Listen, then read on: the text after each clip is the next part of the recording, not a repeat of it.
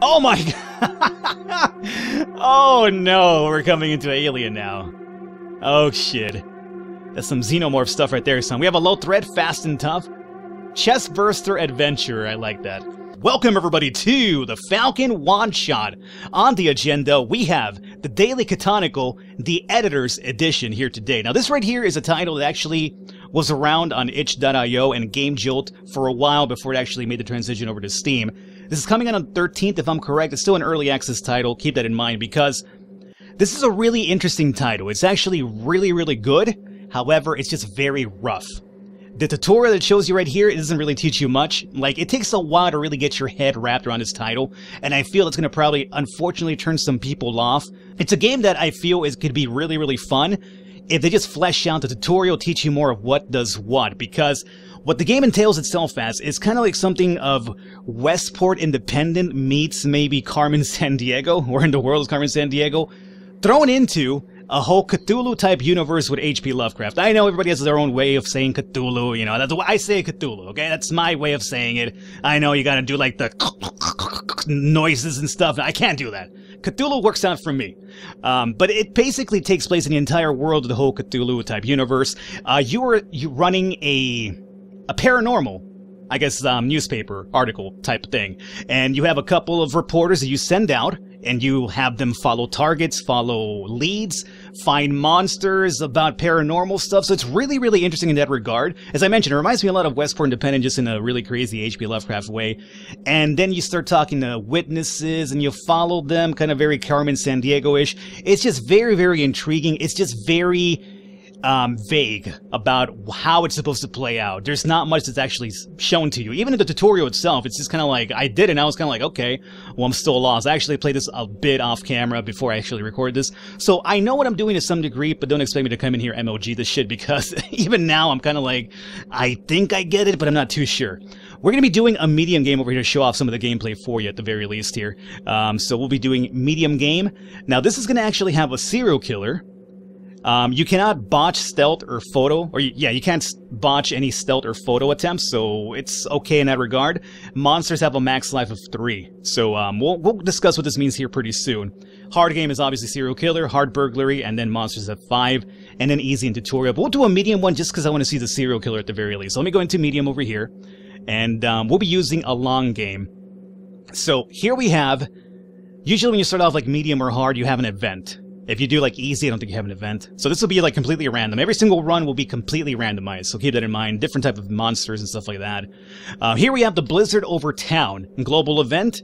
The prices are held at 125%. So now whatever we buy will be more expensive than usual because of the Blizzard apparently. And Canine Trouble. Oh, dude, this is actually really bad. Not having the dog is pretty bad. I almost want to restart already. Oh, the dog is a really useful, like, quote-unquote item to use, I guess, but whatever. Okay, let's come over here really quickly. Time is always kind of running in the background very slowly, so you gotta be careful about that. Here, let's go to the map. These are the places you essentially will be sending your reporters to actually check out paranormal activity. If we come over to this side, even moving from one area to the other is very, very tricky. As you can see over here, I'm using this little black triangle down here. Over here, we have a couple of people which actually work as contacts. You could actually get information from them. You could actually use them in combat as well to kind of fight off some crazy paranormal demon or whatever. So it's really interesting how you actually use this out over here. But they're going to be like contacts which you actually get information from about certain events going on at the same time. This is a retainer. Down here we actually have contacts. And some of these people, mind you, have some shady past. Like for instance, like we go to Jay Morris over here. Todd Calhoun, Ginny Morris, Jamar Riddle, and Shanita Puckett had ties with an old local family, okay? And over here we have Dolores' relative, university regular, he's also an investigator, but they all have like different backgrounds, and some of them will have like, you know, sketchy backgrounds from the start, some of them will not, you know, it all depends. And then over here is how you skip time forward. Over here we're doing some laboratory work. You could actually mix potions, blood samples, and actually use blood samples to identify people, and, you know, all sorts of other kind of like potion brewing mishap stuff, you know, whatever. And then you actually use the phone to actually buy stuff on the fly. And whenever you print out your first copy of a newspaper, you actually get funds from the overcity. You can use those funds to upgrade your equipment already and buy other stuff. You know, that's kind of like a breakdown of all this stuff. I'm doing this for your benefit, mind you, because without me doing it, if you actually go into this, you'll be like, what the hell is what? So I'm explaining it just kind of like brushing over the top here to give you an idea what I'm going to be doing here going forward. So let's come over here. We have a couple of people to our name. Over here we have the obituary in downtown. Jamel Boot, detective. Okay. Over here we have university, which apparently has nightmare vision. So to overcome an obstacle, you must engage in a similar way. So you know what, the medium map, right off the bat, you don't come in here and just have an easy time. You sometimes have to instantly... Dr. Abrams is going out for a cup of coffee. Sometimes you have to actually instantly get involved in some sort of paranormal activity. So let me come over to this one. Occultist Society. People staying indoors after dark. So I'm going to have Sir Henry Rollins check this out. Now, if we check out Sir Henry Rollins, right now he's an Occultist Society member. He has a shotgun and a lockpick. Nothing else. He's going to go out there and just kind of like do his own little thing automatically, search for stuff, people, clues, whatnot, and then he'll get back to you down the line. City Park. People becoming afraid of their own shadows. So let's send, I don't know, we'll send Adelaide here to check this out. Fairground. People becoming afraid of their own shadow. Let's go and send Sam Spade, why not? Over here we have the hotel. One debt at the hotel. Night watch on strike. Let's send Emily Peterson to check that out. And we have, well, we should have two because Abrams went out for coffee apparently. So once he's back, we'll give him a task. You're at the Occultist Society. Let's go over to the museum. One debt, night watch is on strike. Let's go ahead and send Dolores Pearson over there. And you know what, Abrams? Because you went out for coffee and I was over here busy, I'm going to give you one of the tougher tasks, my friend. So it's on you. Now we skip forward. Abrams is back. Whenever it's like an event that happens, the time will just automatically stop once you're skipping, so keep that in mind. I'm going to send Abrams over to the university. Nightmare vision. So you go check that out. Good luck. Good luck with those nightmare visions. So now we just skip forward. Okay, so we knew off the bat that Abrams was going to actually encounter something pretty terrible. Now this right here is actually something I really should not have him deal with. As you can see, whenever you get involved in a situation where you have to fight something or something where you could be dangerous to you, it'll tell you what's the threat level towards you. As you can see, this is going to be an exceptional threat for Homeboy over here. Now let me go over to the office if we can. Actually, I recalled him back to the office because that was actually way too scary for us. Let me actually do the summoning circle. This is something you actually inspect. You could get samples from and actually find out what the meaning behind a circle is. The Nightmare Vision is actually a enemy fight in a sense. Now remember, we picked out Medium, which had a serial killer. The serial killer will actually be running in the background, killing people, and they could also kill your own people as well if you're not too careful. So that's where Medium and hard levels come into play. So Abrams ran into the summoning circle, which we are aware of. This is a significant threat, not exceptional, significant, so it's a lot easier for us to kind of deal with it. It's a puzzling and infernal one. Let me scroll down. To overcome an obstacle, you must engage in a very similar way to engaging an adversary. Any kind of weapon or item may be used in the attempt. There is no stealth round when engaging the obstacle. So, let me go to equipment here. Homeboy Abrams has the shotgun and an ecto recorder. Here's where you kind of try to figure out what you think could be really useful against the summoning circle. And it's not explained to you what you should be using. Whatever you can be used, we'll actually show you, right? But it doesn't tell you like, hey, you should use this one for so-and-so reason. This is kind of like where the whole just learning curve comes into play. You have to figure it out on your own. So, as you can see, the crowbar, pistol, and brass knuckles are useless against this adversary, which makes sense. It's a summoning circle, not an enemy itself. We can use the Holy Cross, which we have two in our inventory at home, so our office anyway. Let's go ahead and give him the Holy Cross. It's a summoning circle after all, so maybe a Holy Cross could be useful. We have a whiskey bottle. I'm not sure how what getting drunk's going to actually do for that, and give us a first aid kit as well. Let me go up here, and this is something that's not explained to you, but if you click over here, it'll take you over to your contacts. This is where you can actually use your own contacts for any sort of help. Now, since we just started, we have no money. We cannot actually use any contacts at the moment, nor buy new equipment. We can use potions that we have already in our laboratory that kind of give us a better edge. So, I'm going to say maybe something like perception could be useful for a circle, perhaps. I don't know. You got to be perceptive about it. I don't know. And then we have sample tubes and disguises and stuff like that. I'm going to use a sample tube for this, and maybe we could, I don't know, grab a bit of the chalk markings and put it in the tube, inspect it later. I don't know. Equip that. So, sample tube and Holy Cross is now equipped. That's all we have to our name, really? Well, that's about it. We have the ecto recorder that he has naturally in the shotgun. These are the items you get to upgrade over time by releasing copies of your findings to the people. So after you close a case, You will actually send it out for the press, and then people will buy it. You'll get money, and you buy more equipment that way. So, for now, with this done, let's go to continue and engage it. Dr. Abrams failed to overcome the obstacle. Dr. Abrams is now burned. So, that went pretty bad. He's got to come back home. That's what you get for going out for coffee, man. You brought this on yourself. Alright, so he's going to be coming back home. He's not exactly out of the woods just yet, but we get to heal him and stuff like that. But that's actually an event that's way too powerful for us at the moment because we don't have the proper money to actually afford the proper items to really combat that. There's an element of RNG involved, but again. Here we have Starla Maxwell. Now, we have Dolores at the museum just kind of investigating around, doing her, reporting, talking to witnesses and stuff like that. So here we have Starla Maxwell telling us Mike Mercado is doing something on the side. which is Mike Mercado. The game actually uses a lot of, once they tell you the name once, always expect it to go into initials afterwards. So if you're like, what the hell do you mean by just look at the name before and it'll be the initial they're using afterwards. Mike Mercado is doing something on the side. recently bought a fast car. So maybe Mark Mercado is doing something to, get money, doing drugs, selling drugs, killing people, I don't know, something the devil to get money, who knows. Starla Maxwell is a lowlife. And the person of interest over here. Now, we have a chance of continuing and talking to somebody else, or following Starla Maxwell. I don't think the game, or maybe it does tell you about following and continue. Actually, it does teach you about that. So, we could continue pressing Starla Maxwell for more information, or go somewhere else. So, because she gave us some information about this, even though she's a lowlife, I'll continue following the lead on Starla Maxwell and see what happens. Emily at the hotel. Ginny Morris, I'm on a trail, can you help me? Which sample belongs to the creature? So this is going to be one of those aspects where we don't have any samples at the moment to really compare to tell him what he's looking for. He's a famous magnate, Adelaide's relative, which I believe is one of our reporters. He's a hotel regular, which we were at the hotel. And then this is what we read in our context, if I remember correctly. So just continue onwards. We have no way of doing... Oh, actually we do. Alright, so... this is the unknown threat that he's talking about. What he's asking us is, do we know what sample belongs to that so we could actually identify it easier?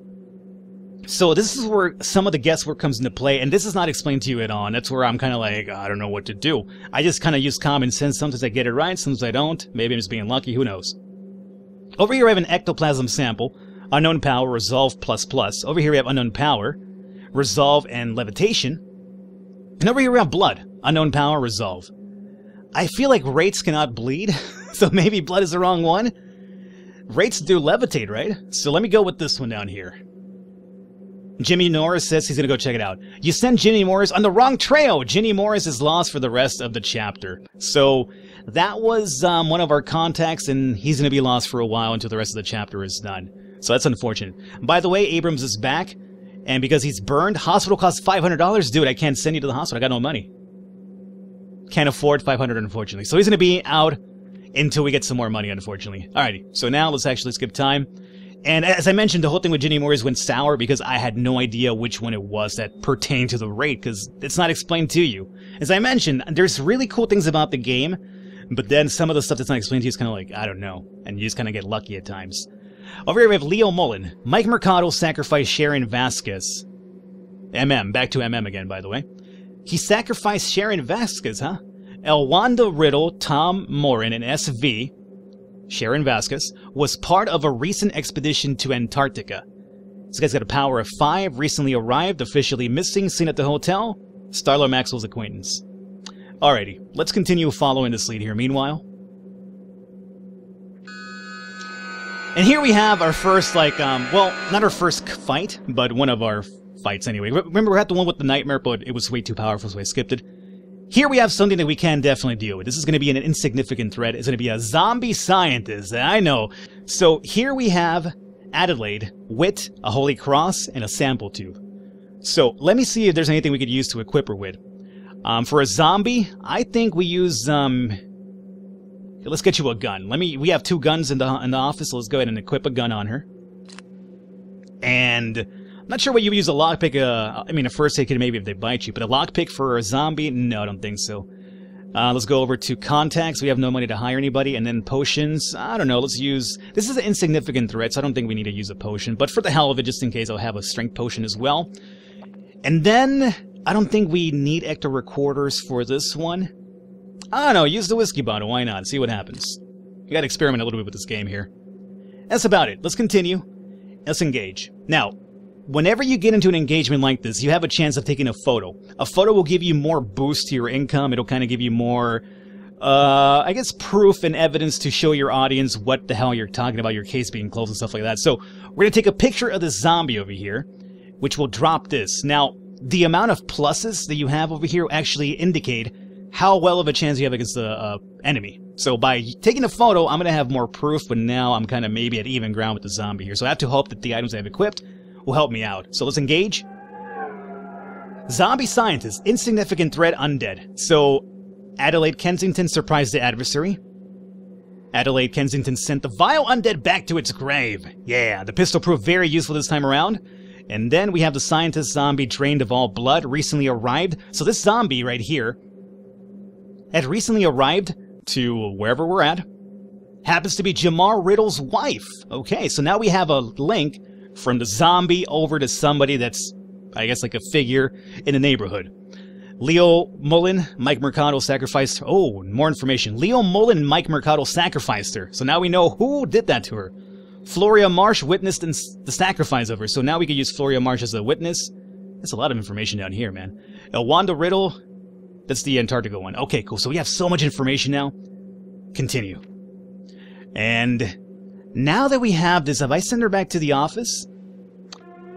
Oh my god! Oh no, we're coming into Alien now. Oh shit. That's some xenomorph stuff right there, son. We have a low threat, fast and tough. Chest burster adventurer. I like that. So, Sam, let's have you engage. Sam Spade was defeated. Sam Spade is wounded. Yo, dog, you had a pistol? You couldn't bring this thing down with a pistol? Come on. It's no good. So now we're back here at Sam Spade. He's going to be hurt. We have no money, mind you. So this thing's going to be over here waiting for us now as we go forward.